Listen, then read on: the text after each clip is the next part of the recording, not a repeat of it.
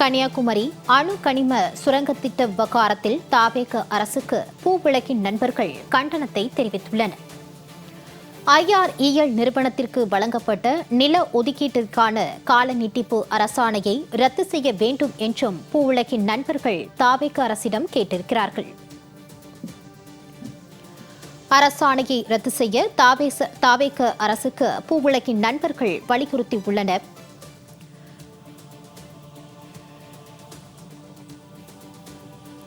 ஆயிரத்து 144 ஹெக்டேர் பரப்புக்கான ஒதுக்கீட்டு ஆணையை மேலும் ஓராண்டுக்கு நீட்டித்து தாவேக அரசு அரசாணை வெளியிட்டிருந்தது.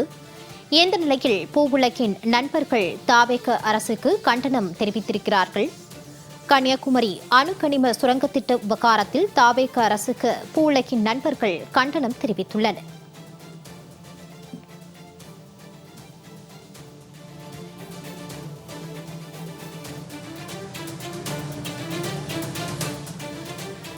இது தொடர்பாக நம்மோடு பேசுவதற்காக பூவுலகின் நண்பர்கள் வெற்றி செல்வன் இணைக்கிறார். வணக்கம் சார். தாவேக அரசுக்கு எதிராக கண்டனம் தெரிவிக்கப்பட்டிருக்கிறது, தொடர்பான கருத்துக்களை வழங்கலாம். வணக்கம். அதாவது கடந்த ஆட்சியின் போது குமரி மாவட்டத்தில் ஒரு தாது மணல் எடுப்பதற்கான ஒரு அனுமதி அப்படிங்கிறது வழங்கப்பட்டது. இந்த அனுமதி அப்படிங்கிறது எந்த கேட்டகரியில வழங்குறாங்க அப்படின்னு பார்த்தீங்கன்னா மைன்ஸ் அண்ட் மினரல்ஸ் ஆக்ட் கீழாக வழங்குறாங்க.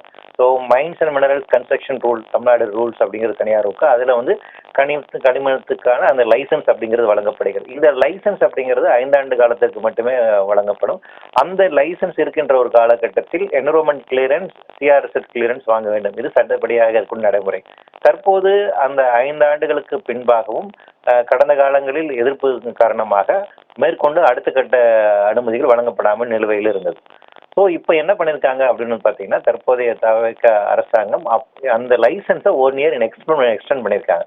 இப்போ என்ன இதன் மூலமாக ஒன்றிய அரசாங்கத்தினுடைய இந்த அணுக்கனிமங்களை விட்டெடுப்பதற்கான நிறுவனத்திற்கு என்ன ஒரு உரிமை கிடைக்குதுன்னா, IRELக்கு என்ன உரிமை கிடைக்குது அப்படின்னா, 1 வருடம் அவங்க டைம் பீரியட் இருக்கு. ஸோ இந்த இடைப்பட்ட காலத்துக்கு உள்ளாக சுற்றுச்சூழல் அனுமதி அவங்க வாங்கிட்டாங்க, சிஆர்எஸ்எஸ் கிளியரன்ஸ் வாங்கிட்டாங்க அப்படின்னா அந்த பகுதியில் தொடர்ச்சியாக அவங்கள தாது மணலை விட்டு எடுப்பதற்கான உரிமையை பெறக்கூடும். ஸோ இந்த 2 விதமான அனுமதியுமே ஒன்றிய அரசாங்கம் கீழே இருக்கக்கூடிய அமைப்புகள் தான் வழங்க வேண்டும். எனவே அது அவங்க இலகுவாக வாங்குவதற்கான ஒரு வாய்ப்பு இருக்கு. அப்படி இந்த அனுமதிகள் வழங்கப்பட்டால் தென் மாவட்டங்களில் உள்ள பல்வேறு பகுதிகளில் இருக்கக்கூடிய கடலோர பகுதிகளில் இந்த திட்டங்களை இன்னும் விரிவாக்கம் செய்வதற்கான வாய்ப்பு இருக்கு. அதன் மூலமாக அந்த பகுதியில் அணு கதிரியக்க அபாயங்கள் அதிகரிப்பதற்கான வாய்ப்பு இருக்கு. எனவே இந்த திட்டம் அப்படிங்கிறது கைவிடப்பட வேண்டும். இதுல இன்னொரு முக்கியமான விஷயம் என்னன்னா, கடந்த காலங்களில் இந்த திட்டத்துக்கான அறிவிப்பு வந்த போது அந்த திட்டத்தை தமிழக வெற்றி கழகம் கடுமையாக எதிர்த்தது.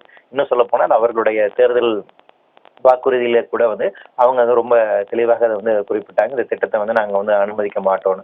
ஆனால் அதற்கு மாறாக தற்போது இந்த லைசன்ஸை 1 இயர் எக்ஸ்டெண்ட் பண்ணியிருக்கிறது என்பது ஒரு முரண்பட்ட விஷயமாக பார்க்கிறோம். இது அந்த பகுதியில் உள்ள மக்களுக்கு மிகுந்த ஒரு ஆபத்து தரக்கூடிய நடவடிக்கை. எனவே இது உடனடியாக பின்வாங்கப்பட வேண்டும் அப்படிங்கிற எங்களோட கோரிக்கையாக இருக்கு.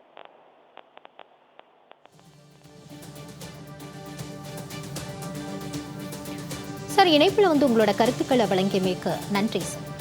நன்றி.